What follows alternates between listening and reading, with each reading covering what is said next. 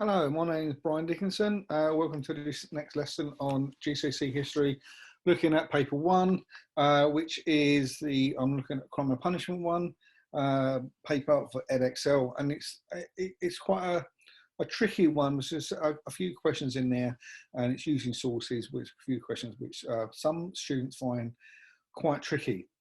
Because it's something that's a quite new way of asking you questions. So I'm just going to go through a very quick PowerPoint with you, and then I'm going to show you an example of what I'm talking about. Okay, so I'm just going to share this with you. Just going to go on to the PowerPoint. So, how to answer questions on crime and punishment exam paper. Okay, so first of all, you get a describe 2 features. Describe questions carry only 4 marks.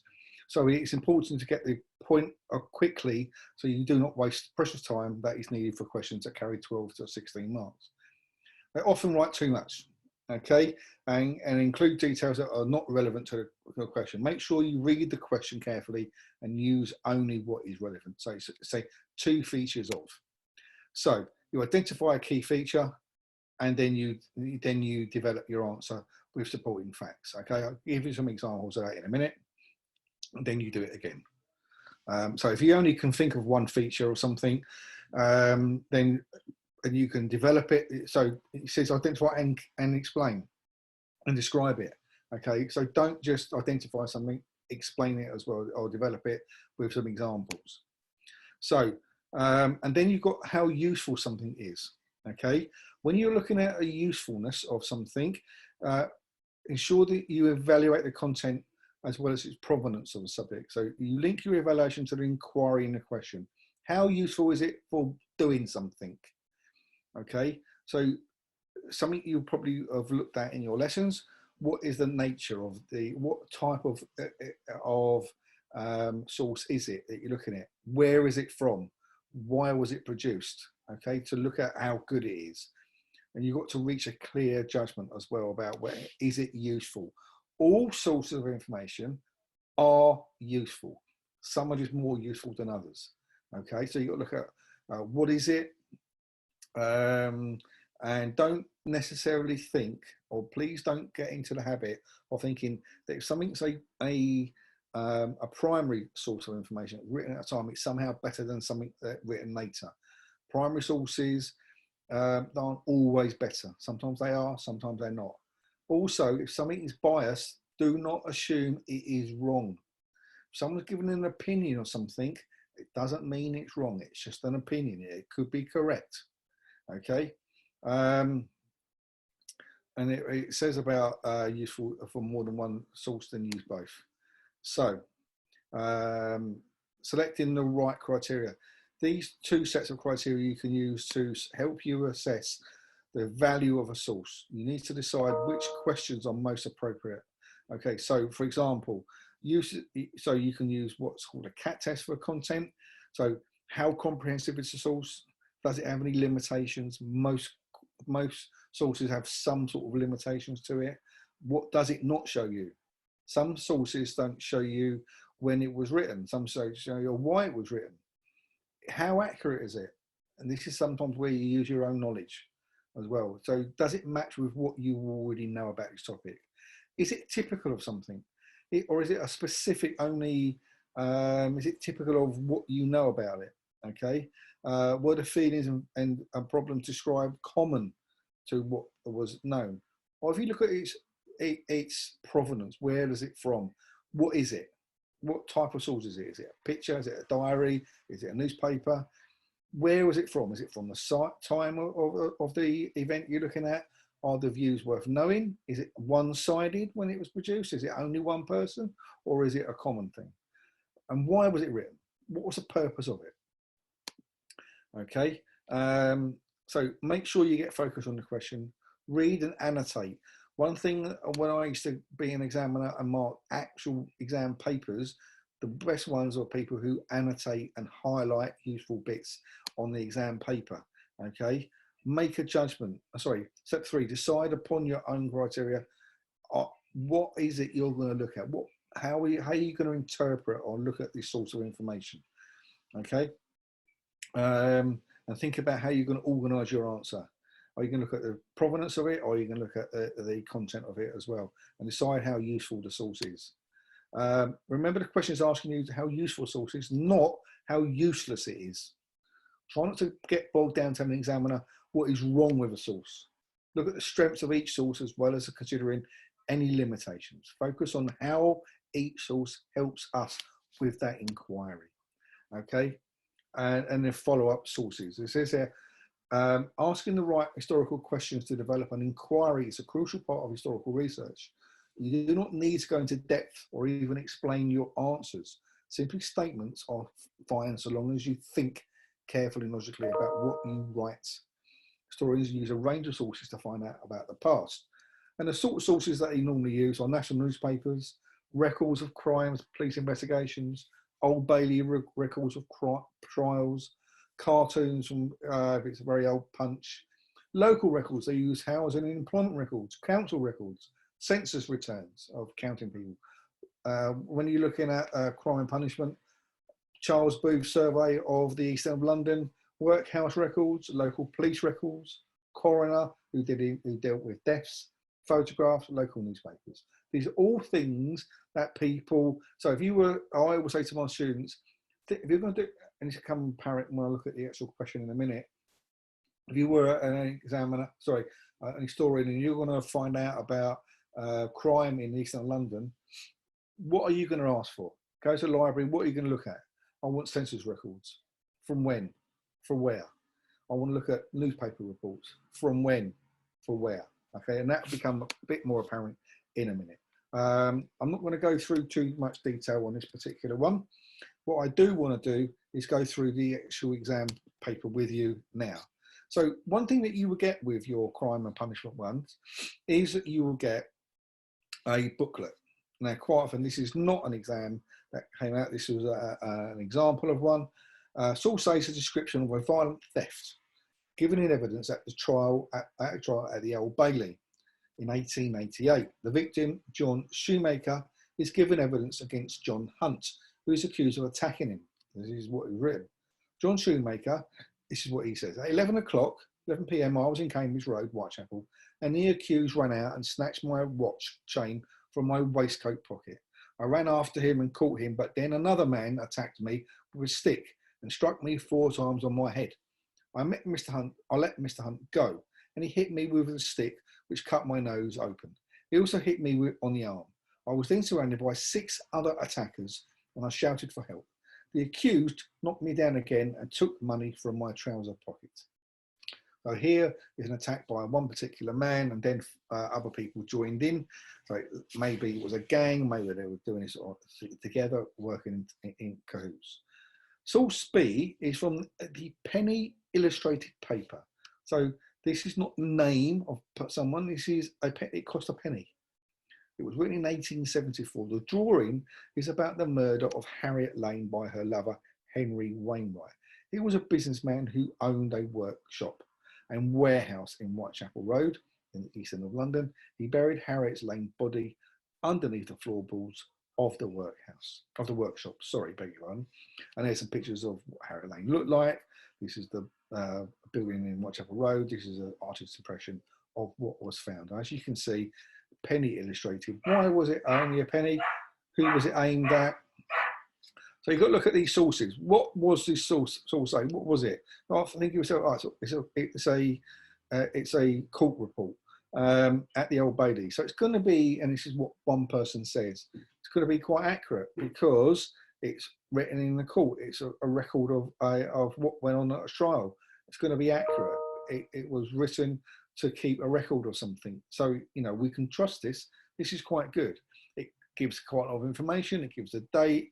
It gives where it took place and what time as well, and names of people. So it's lots of information. This one, however, source B, is it's a illustrated newspaper. It only costs a penny. Who's it aimed for? It's only cost a penny. Why is it illustrated? And why did, in 1874 they wouldn't have had photographs? They wouldn't know how to put photographs in newspapers, so they drew them. Why is it illustrated? Well, the fact it's only a penny gives you a clue. It's aimed at the less educated people, aimed at people who can't afford that much and they want to look at pictures. Okay, so pictures help them as well. You know, it doesn't give a lot of information as well. Some of the newspapers at the time were a bit sensationalist. What's the purpose of this? Why is this being written? To sell newspapers. That's it. Newspapers are not in the business of just telling you news. They're in the business of selling newspapers. And so therefore they're going to write and report on things that are going to sell newspapers, not necessarily be 100% accurate. Can we trust this? We might be able to. It's got names, it's got dates, it's got people there, so you know, places. So you might be able to follow this up and see whether or not it's actually really accurate. Now, the actual questions on there. The first question, as I said, describe 2 features of the policing system in Whitechapel. You've got to know how they policed Whitechapel. Okay, what, you know, they had a sergeant system, they had beats, police officers walk around and in a particular area, a sergeant will meet them every few hours. They had constables, they had sergeants, they had detectives, they were stationed in a certain area of Whitechapel. So you've got to describe how the area was policed. How did they go about it? Okay, so you've just got to give two examples of how the police were set up in Whitechapel between 1870 and 1900. So at the time of the Jack the Ripper murders. Then it says study sources A and B from the source booklet, which we've just been looking at. How useful is source A and B for your inquiry into violent crime in Whitechapel? Explain your answer using sources A and B and your own knowledge. So how useful is source A? So source A, as I said, was or is that court report. It's quite useful, isn't it? It's quite good actually. The fact that it's from the Old Bailey, so therefore you've got to show, oh right, it's a court report. It's going to be accurate. It's going to give a report. The purpose of it is to report accurately on what went on in court. So people go to prison because of it. It's giving lots of information, giving time, dates, places, people. Okay. Also, is do we know whether or not it's typical of what went on? Well, hopefully, what you should know is studying this period that in the area around Whitechapel there was lots of crime. That people did commit crime quite a lot. It's a very high crime area. So therefore, this is, you know, quite typical of what went on. This gives you an idea of the source of crime that went on in Whitechapel in this time, in 1888, exactly the same year as Jack the Ripper was killing his women. How useful is this is source B? It's quite useful. It gives us an idea of some of the crimes that were reported. It gives you an idea of how it was reported. Okay, the fact that it was drawn, they were in newspapers. Okay, it gives. Now, were there lots of murders? Well, we don't really know. It's quite a high crime area. May not be a lot of murders, and the fact that this person was buried underneath the floorboards, we don't know whether that did happen a lot. Probably in your studies, you probably would have learned the fact there was lots of fights, lots of people getting mugged, lots of prostitution and things like that. But murders, it would have been some. It would not have been like the Bronx in New York in the 70s where there's loads of murders all the time. So, you know, got to be careful that you are getting quite a lot of information from this, but you know, you've got to treat it with a little bit of caution. So what that's asking you is how useful is it? Okay, was there lots of murder? So the examiners, what they're looking for is, do you understand what you're looking at here? And do you understand that actually these sources are reasonably good, but not perfect? Do you understand that some sources are better than others? The next question is the one that quite a lot of people fall down on. How would you follow up source A to find out more information, more about violent crime in the Whitechapel area? Okay, in your answer, you must give the question. You must give the question you would ask, the type of source that you could use. So this is what a lot of people. Some people don't answer this one. This is quite new. Okay, so the detail in source A that I would follow up. So if you look at source A here, okay, what would you follow up? So what information are you going to go, oh, I know a bit more about that. So maybe Cambridge Road. Okay, there's information about Cambridge Road there. Maybe I want to know a bit more about that. Or the fact that this person had his watch chain taken from his waistcoat. Do I want to know a bit more about that? Okay. So the question might be, the detail source say I would follow is, was there a lot of crime in Cambridge Road? Was it common that Cambridge Road there was crime there? How would you know that? How would you know whether or not Cambridge Road was a high crime area? You look at court reports, you look at newspaper reports, don't you? Okay, but you don't just say, I would ask newspaper reports or court reports. Please, please. So you want to know the bit the detail and source I want to know about is the location of the crime. The question I would ask is there a lot of crime in Cambridge Road? Is Cambridge Road a high crime area? Okay, the type of source I would use. What would you use? Court reports, newspaper reports, but newspaper reports, court reports of that era and of that time and of that area. So if you were to go to a library and say, I want court reports, please, to find out about more crime, and go, from what time? Oh, 1888. From where? Oh, Cambridge Road area in Whitechapel. Good. That's what you've got to be able to do. How would this help you? I would then know whether or not there's more crime or there was lots of crime in this area. That's what you would know. Okay. Or the other bit you could ask about is the type of crime. This man was attacked. It says I ran after it. Oh, the accused ran out and snatched my watch chain from my waistcoat. I ran after him, and he attacked me with a stick. Another man attacked me, and then the 6 other people. So this was a gang. So you might want to know about that. You know, this person, the detail in it. I was attacked by 4 or 5 people. What would I want to know about this? The question I would ask, is this really common? Were a lot of people attacked by gangs?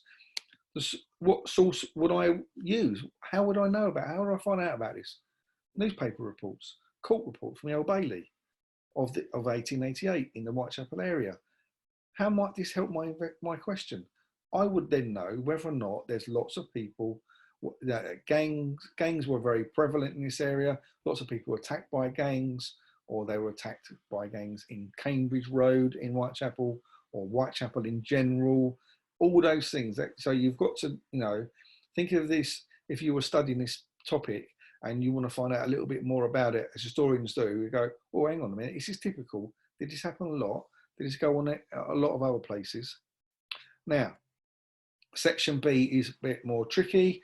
It's explained one way in which law enforcement of the period, this is going over a large period now. This is not just concentrating just on Whitechapel.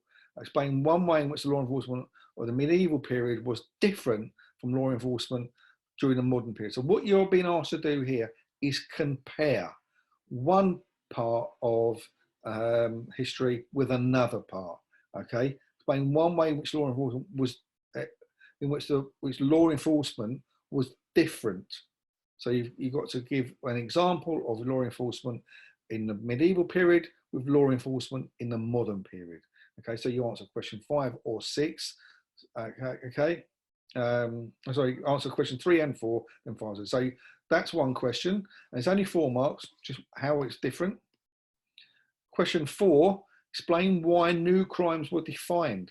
In other words, why did new crimes come about from 1900 onwards?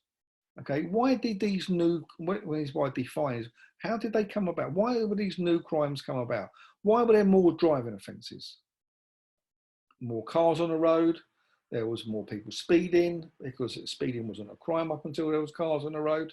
Okay, why were race crimes more prevalent? Why did they have to come out with race crimes? Why were there race crimes? Why were there no race crimes before 1900? Lots more people came into the country after 1900, and some people didn't like it. So Jews come from Eastern Europe, you know, some Caribbean people come in the 1950s. So therefore, because they were being attacked and being targeted, they had to have crimes against that sort of thing. And you must use information of your own.